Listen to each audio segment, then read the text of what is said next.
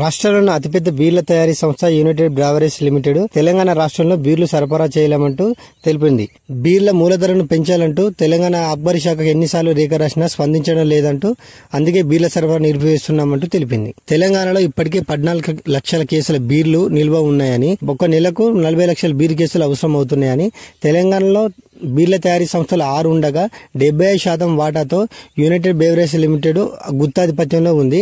దీన్ని ఆధారంగా చేసుకుని ఒక బీరు పైన 33% ధర పెంచమని లేఖ రాస్తున్నట్లు సచివాలయంలో ఆబ్కారీ శాఖ మంత్రి జూపల్లి కృష్ణారావు గారు తెలిపారు. బీర్ల తయారీ సంస్థలు కోరినట్టు ఒక్క బీరు పైన 33% ధర పెంచడం ద్వారా తెలంగాణలో బీర్ల ధరలు అమాంతం పెరిగే అవకాశం ఉంది. దీని ద్వారా అమ్మకాలు తగ్గే అవకాశం కూడా ఉంది. పైగా తెలంగాణలో వాళ్ళకిచ్చే బకాయిలు 600 కోట్లు మాత్రమేనని, 700 కోట్లు కాదని, దీనిపైన తెలంగాణ ఆబ్కారీ శాఖ పైన భారం పడే అవకాశం ఉన్నందున ఇతర రాష్ట్రాల కంటే తెలంగాణ రాష్ట్రంలో బీర్ల ధరలు తక్కువ ఉండేలా